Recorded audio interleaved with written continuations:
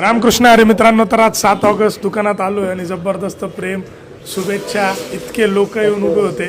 खरंच आनंद झाला का आपण काही कमवलं एवढ्या वर्षात, तर आपले जीवाभावाचे लोक कमवले आणि त्यात आपले छोटे फॉलोअर्स इथे आलेले डायरेक्ट. आणि ते काय घेऊन आलेले हे बघून तुम्ही शॉक होणार आहे, कारण खरंच लहान पोरं खूप काही शिकून जातात आपल्यासारख्या मोठ्या लोकांना.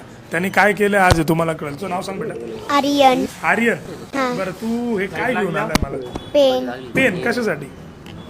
पोरांना द्यायसाठी. पोरांना द्यायसाठी? म्हणजे कोणत्या पोरांना द्यायचं? पण हे शाळेतल्या. शाळेतल्या पोरांना.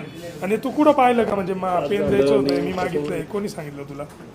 मी व्हिडिओ पाहत होतो. व्हिडिओ पाहतो माझे. बरं, म्हणून मग तू हे पेन द्यायला आला मला. आता हे मी ज्यांच्याकडे पेन वगैरे नाही राहत, ज्यांच्याकडे साहित्य नाही राहत, त्यांना मी तुझ्या नावाने देईन. आणि तू खूप भारी काम केलं या वयात. असंच काम लाईफ टाईम करत राहायचं, अभ्यास बिजवारात करायचा.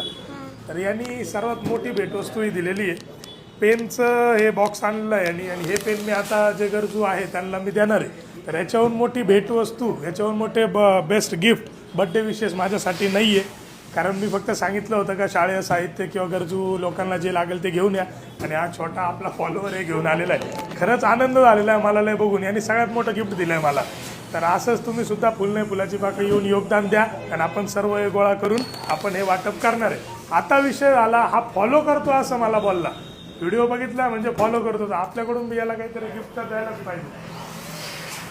बेटा हे मी देणार आहे तुझ्या नावाने 100%.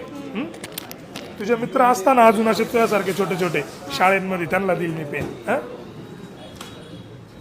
तुला स्मार्ट वॉच. ओके, तू तो पेन दिला म्हणून, मला फॉलो करतोय म्हणून नाही, पण तू कोणासाठी काहीतरी दिलं.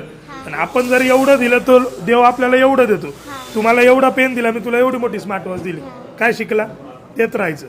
हां, चलो, thank you. Ramkrishna Hari. Bye bye bye.